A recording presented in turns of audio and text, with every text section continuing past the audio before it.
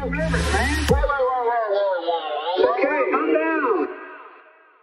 Something that has also happened, of course, is a major conflation of anti-Semitism and anti-Zionism. Mm-hmm. And the Congress actually just passed a resolution that says, I'm going to quote the resolution, it clearly and firmly states that anti-Zionism is anti-Semitism. Mm-hmm. And the chamber voted 311 to 14 present to 92 no. What's fascinating is that you actually had Jerry Nadler speaking out against it. We have a clip of him speaking out against it. I couldn't believe this was Nadler.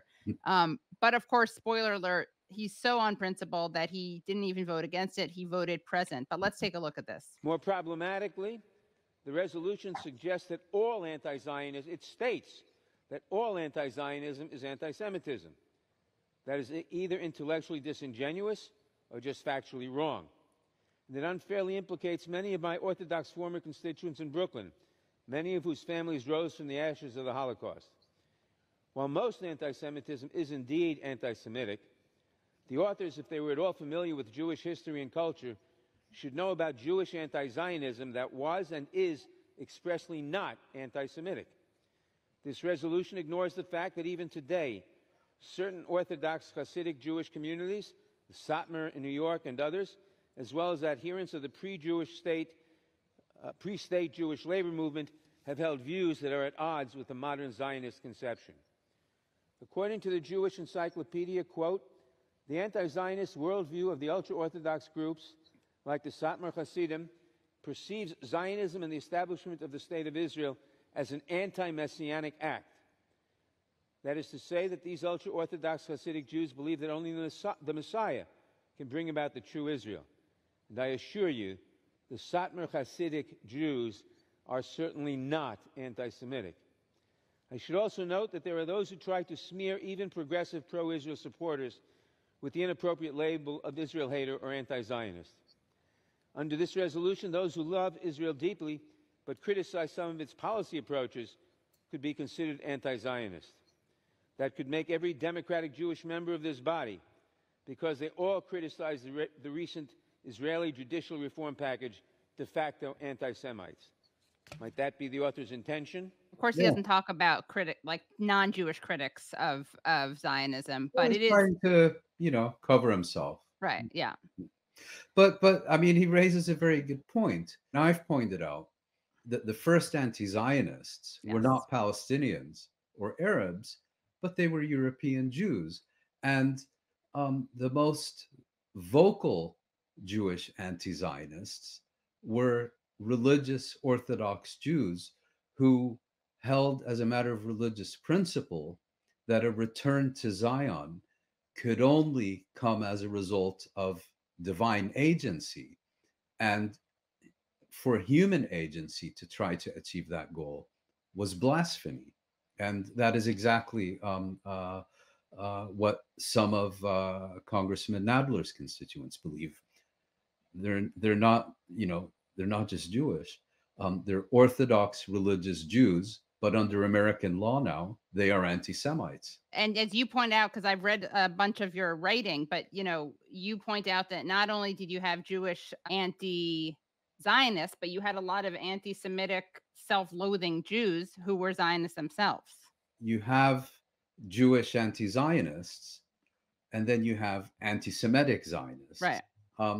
And it goes back to the formation of the Zionist movement in the late 19th century, which was one of a number of Jewish responses to the twin challenges of persecution and the Enlightenment and the integration of Jews into European society and so on. So, you had the liberal response, you had the socialist response, you had the Orthodox response, and along came the Zionists, who, in the context of that era, took the position that Jews in Europe are not a religious minority or individual citizens.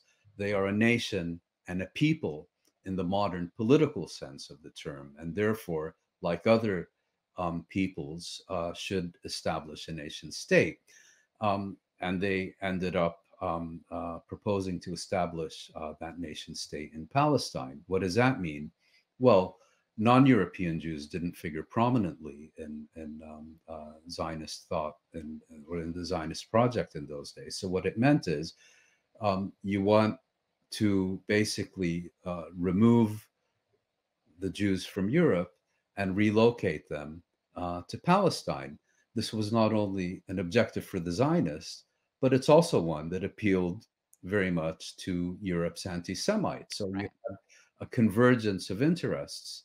And the Zionist attitude towards anti-Semitism was that anti-Semitism is a permanent and immutable feature of European life, and that combating anti-Semitism was therefore an exercise in futility. Right. So in other words, don't try to fight for equality in Europe because you're never going to get it. Focus on establishing a Jewish state in Palestine. And it was on this basis that Zionist leaders began appealing to anti-Semites to support their program, because the other principle that was adopted by the Zionist movement in its early days was that they recognized they did not have the power or influence to achieve their objective unless they achieved the sponsorship of a great power. And it was in that context that in 1917, they were able to receive the Balfour Declaration. Balfour, who was at the time British Foreign Secretary, endorsed the principle of what he called the Jewish national home in Palestine for reasons that had more to do with the Suez Canal than Europe's Jews. But I think he's a very good example, because when Balfour was British Prime Minister in 1905, he championed a piece of legislation known as the Aliens Act, which was so extreme that it would only have made sense under the current British government and its efforts to keep refugees out. And it was specifically directed at keeping Eastern European Jews fleeing pogroms and persecution from being able to enter the United Kingdom. And for this, Balfour was in 1905 very widely and very strongly denounced by British Jews as an anti-Semite. But in 1917 and until today, he became a Zionist hero. There are streets, there are buildings named after Balfour in Israel. But anti-Semitism was an important part of his career. Now, you want to take an extreme example, you have the Nazis.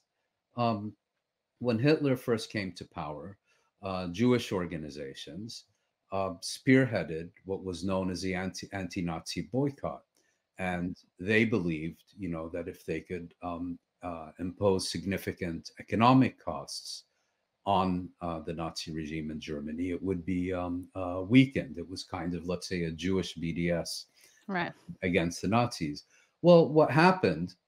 That movement, which believed that anti-Semitism is a permanent and immutable feature of European life, and fighting against it, therefore an exercise in futility, reached a deal with the Nazis known as a transfer agreement that allowed them, this was before the Holocaust, when Hitler was trying to get rid of Germany's Jews by promoting their emigration and so on, reached a deal with the Nazis that allowed a certain number of German Jews to emigrate to Palestine with some of their capital. That destroyed the anti-Nazi boycott. It caused the Zionist movement quite a lot of opposition, including in European and American Jewish circles. But it didn't really care, because in 1937, Adolf Eichmann visited Palestine as a guest of the Zionist movement. And so you have this whole web of relations by the Zionist movement before 1948, by the State of Israel after 1948, in which Zionism seeks to benefit from and profit from anti-Semitism, while at the same time trying to delegitimize and silence any critics of its policies using the label of anti-Semite, as we saw in the US Congress today. And if I So could just sick. make one point, I did catch the tail end of your very interesting discussion with your previous guest. And I can completely understand the outrage, at all the false stories and so on that are being sent in around by Israel and its flunkies and apologists. I share that outrage too, but I think it's important also to recognize it's not working anymore. Hmm. It's not working anymore, and because it's not working anymore, those who seek to promote Israeli policy need legislation like this rather obscene act of Congress tonight that basically seeks to criminalize criticism of Israel. Um, I have my own podcast, and a few weeks, Connections. I forgot to mention that. yes, Connections podcast. and a Great few weeks podcast. ago, I had the pleasure and privilege of hosting Nathan Thrall and having a discussion with him. He's the author of the recent wonderful book, A Day in the Life of Abed Yeah. Sadana. And he related an incident where he had been invited to give a book talk at the University of Arkansas. But Arkansas has legislation that you cannot receive funds, state funds, and Arkansas is a public university, Arkansas University. And so, because he refused to sign that, his talk was canceled. And the irony is, if you're in the United States, you can call for a boycott of the United States. You Right. can call for the destruction of the United States, but you can't do that about a foreign country, which is Israel. I was reading today. I haven't been able to confirm it, but that in Saxony now, the German state of Saxony, new immigrants need to sign a pledge that they recognize not only Israel's Israel's existence, but its right to right exist. to exist. Yeah. Doesn't exist in internet. A right to exist does not exist in international law, but Right. an exception is made for Israel. So you can be in Germany and call for the destruction of Germany, Right. but woe unto you if you do not recognize the right of Israel, to exist on your former home. So pathetic. And it's especially frustrating watching Germany do this Yeah, because they need to clean up their own mess. yeah, yeah. The Palestinians are paying the price. As someone recently pointed out, they seem to have a knack for being on the wrong side of history. Yeah, seriously. Hmm. And why should Palestinians be paying the price of their Holocaust? Well, it's better than having the Germans pay it, no? I guess so. Yeah. Hmm. So infuriating.